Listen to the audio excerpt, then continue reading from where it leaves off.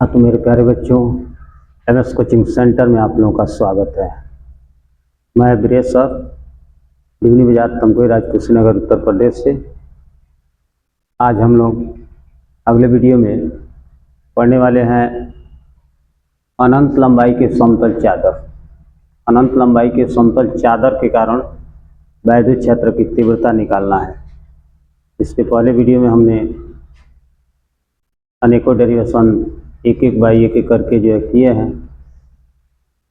आज हम इसी चैप्टर का अनंत लंबाई के समतल चादर के कारण वैद्युत क्षेत्र की तीव्रता देखेंगे। सबसे पहले फिगर में देखा जाए तो यह एक समतल चादर है। यह एक समतल चादर है। अनंत लंबाई की मान को चलो ये समतल चादर है, जिस पर एक समान रूप से आवेश वितरित है।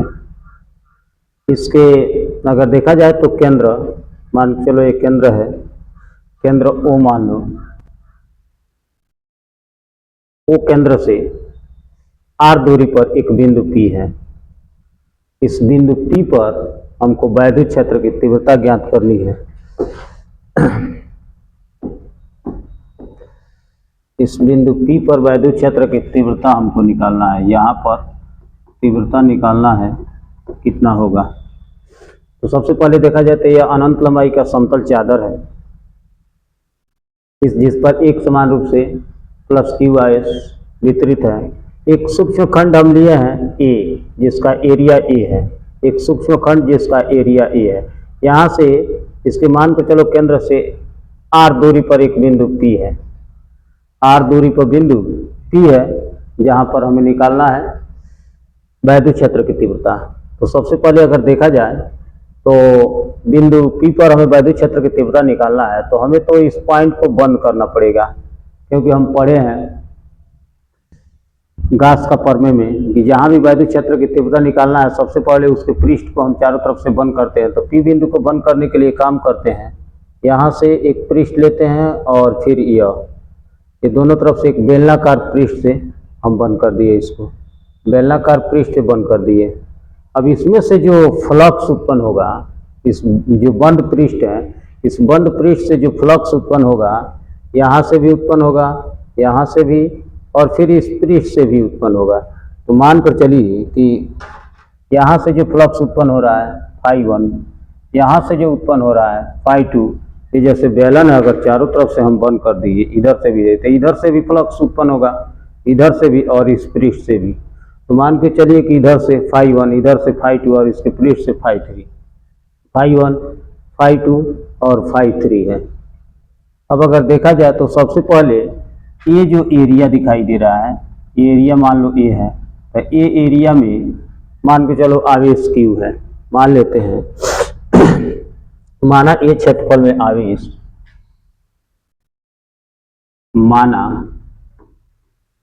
A क्षेत्रफल में आवेश Q है। मान लीजिए कि ये जो क्षेत्रफल A है, इस पे आवेश कितना है, तो मान लीजिए Q, यहाँ जो A क्षेत्रफल में आवेश Q है। उसके बाद अगर देखा जाए तो पृष्ठीय आवेश घनत्व निकालें। पृष्ठीय आवेश घनत्व, पृष्ठीय आवेश घनत्व, पृष्ठीय आवेश घनत्व जिसको सिग्मा से डिनोट करते हैं, और सिग्मा बराबर होता है Q/A। यह हो गया आपका समीकरण 1। इसको मान लें, पहले से ही आपका सिग्मा और Q/A आवेश का पृष्ठीय घनत्व होता है।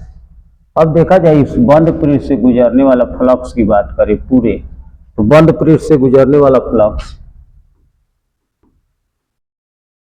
बंद पृष्ठ से गुजरने वाला फ्लक्स, गुजरने वाला फ्लक्स, बंद पृष्ठ से गुजरने वाला फ्लक्स फाई बराबर अगर देखा जाए तो φ1, φ2, φ3 तीनों के बराबर होंगे, क्योंकि ये तीनों जैसे निकल रहा है। तो टोटल जो फ्लक्स होगा वो φ हो जाएगा φ1 प्लस φ2 प्लस φ3।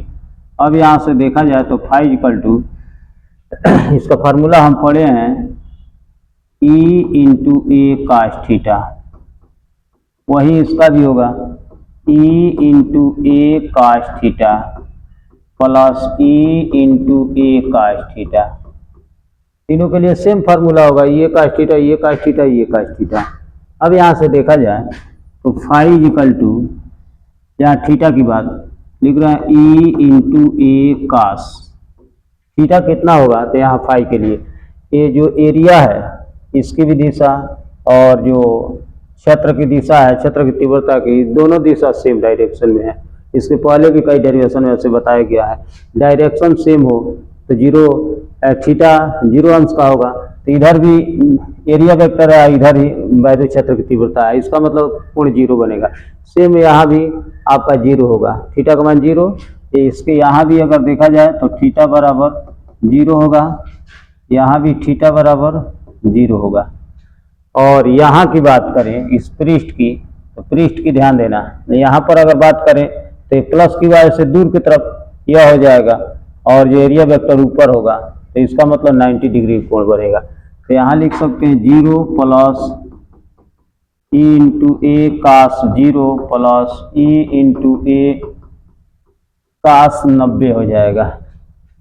अब यहाँ से बात किया जाए तो थीटा बराबर हो जाएगा, इसका मान 1 होता है, इसका भी मान 1 होगा, इसका 0 हो जाएगा। तो 1 का गुणा होगा तो इतना ही हो जाएगा, E इंटू ए प्लस E इंटू ए और प्लस 0 हो जाएगा, इसका मान 0 और 0 का गुणा कराएंगे तो 0 हो जाएगा। तो फाई बराबर हो जाएगा 2EA, इसको इक्वेशन नंबर सेकंड मान लेते हैं। अब अगर ध्यान दिया जाए तो फाई का एक और भी फार्मूला होता है, फाई बराबर 1/ε0 इंटू क्यू, इसको समीकरण 3 मान लो। और समीकरण 2 और 3 को थोड़ा गौर से देखें, 2 और 3 को, तो 2 फाई का ही मान है, 3 फाई का मान है। तो यहाँ लिख सकते हैं समीकरण 2 तथा 3 से अगर बात किया जाए तो फाई का ही दोनों मान है, तो फाई का मान है तो लिख सकते हो 2EA equal to 1/ε0 into Q हो जाएगा। अब यहाँ थोड़ा सा गौर से देखेंगे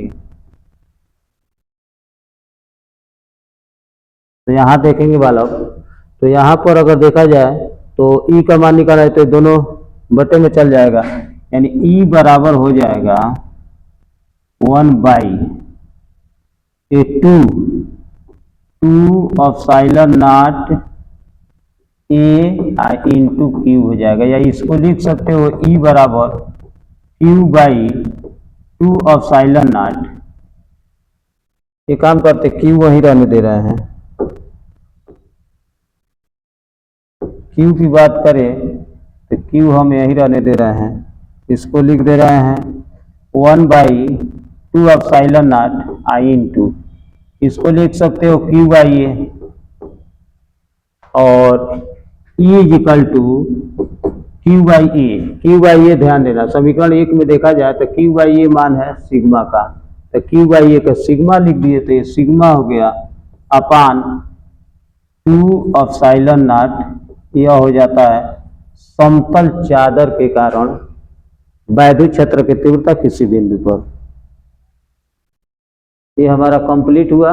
E बराबर σ/2ε0 किसी अनंत लंबाई के समतल चादर हो, उस चादर के कारण किसी बिंदु पर वैद्युत क्षेत्र की तीव्रता।